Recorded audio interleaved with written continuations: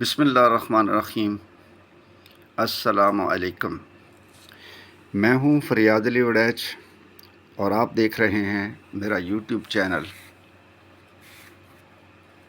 میرا آج کا عنوان ہے قرآن مجید کی عظمت۔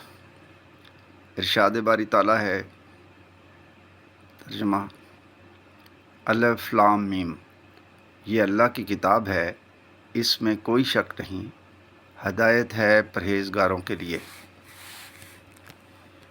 سورۃ البقرہ آیت نمبر 1 اور 2۔ تشریح: میرے بھائیوں، میں نے آپ کے سامنے سورۃ البقرہ کی پہلی 2 آیات تلاوت کی ہیں۔ پہلی آیت ہے الف لام میم، یہ حروف مقطعات ہیں، یعنی الگ الگ پڑھے جانے والے حرف۔ ان کا مفہوم اللہ اور اس کے رسول صلی اللہ علیہ وآلہ وسلم ہی جانتے ہیں۔ میرے بھائیوں، اس اللہ کے کلام کی برکت، سعادت اور عظمت کا حال یہ ہے کہ سمجھ میں آئے یا نہ آئے، ترجمہ آئے یا نہ آئے، صرف اس کے الفاظ کو پڑھنے اور رٹنے سے ہی نیکیوں کی بارش برسنے لگتی ہے۔ نیکیوں کے انبار اعمال نامے میں لکھ دیے جاتے ہیں، رحمت اور برکت کے خزانے ملنے شروع ہو جاتے ہیں۔ یہ تو قرآن کے صرف ظاہری الفاظ کے پڑھنے کا اجر و ثواب ہے، لیکن جو شخص قرآن کے الفاظ کو سمجھے بھی، پھر ان کی گہرائی میں جا کر ان کے مطابق اپنی زندگی خود بھی بسر کرے اور دوسروں کو بھی اس کی دعوت دے، قرآن کے راستے پر خود بھی چلے اور قرآن کے راستے کی خبر دے کر ساری دنیا کو اس راستے پر چلائے، تو آپ خود فیصلہ کریں کہ اس شخص کی قدر و منزلت کا کیا عالم ہوگا۔ اسی لیے تو آپ صلی اللہ علیہ وآلہ وسلم نے فرمایا ہے، ترجمہ: اللہ تعالیٰ اس کتاب قرآن مجید کے ذریعے کئی لوگوں کو بلندی عطا فرماتا ہے اور کئی لوگوں کو پستی اور ذلت سے ہمکنار کرتا ہے۔ صحیح مسلم جلد 9 صفحہ 2۔ یعنی جو لوگ اس کتاب کو پڑھ کر، سمجھ کر اور اس کے مطابق عمل کر کے پھر اس پیغام کو لے کر اٹھیں گے تو اللہ ان کو دنیا و آخرت میں بلندی عطا فرمائے گا۔ لیکن جو لوگ اس کتاب کو نہ پڑھیں گے، نہ سمجھیں گے، نہ اس کے مطابق عمل کریں گے، تو ایسے لوگ دنیا و آخرت میں پستی سے ہمکنار ہوں گے۔ برادران اسلام، یہ قرآن سراسر ہدایت ہے۔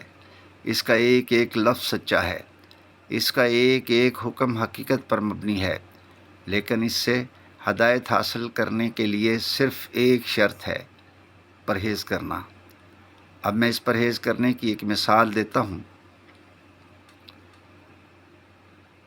مثال کے طور پر، مریض جب بہت بڑے ڈاکٹر کے پاس جاتا ہے، ڈاکٹر بہت اعلیٰ قسم کی دوائی مریض کو لکھ کر دیتا ہے اور ساتھ یہ بھی کہتا ہے کہ میں نے دوائی بہت عمدہ لکھی ہے، لیکن دوائی کے ساتھ پرہیز کرنی پڑے گی، تب یہ دوائی فائدہ دے گی۔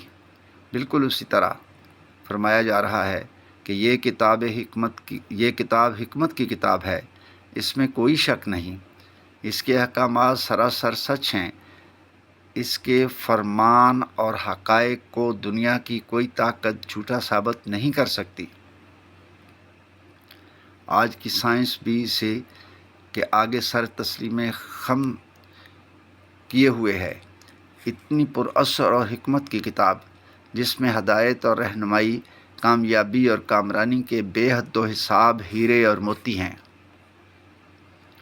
لیکن اس ہدایت کے سمندر سے ہدایت کے موتی اور گوہر وہی لوگ حاصل کر سکتے ہیں جو لوگ صرف ایک شرط پوری کریں۔ شرط کیا ہے؟ پرہیز کرنا، یعنی جن باتوں سے قرآن نے روکا ہے اس سے رکنا، جن باتوں کے کرنے کا حکم دیا ہے ان کو کرنا، اس لیے کہ انسان کا خالق اللہ رب العزت کی ذات ہے۔ بتائیں، انسان کو کس نے پیدا کیا ہے؟ سب یہی کہیں گے کہ اللہ نے۔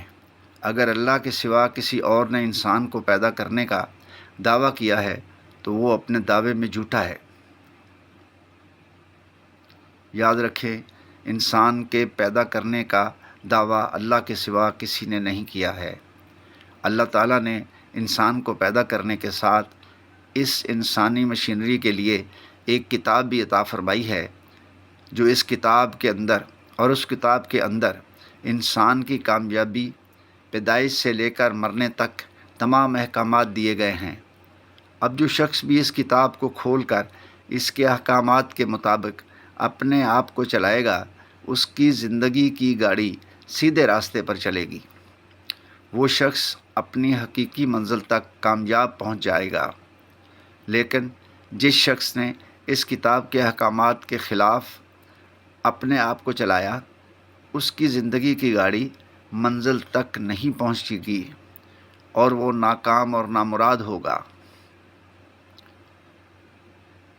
بھائی میرے، یہ ہے قرآن کی دعوت جو میں لے کر آپ کی خدمت میں حاضر ہوا ہوں کہ یہ ہے اللہ کی کتاب جس میں کوئی شک نہیں۔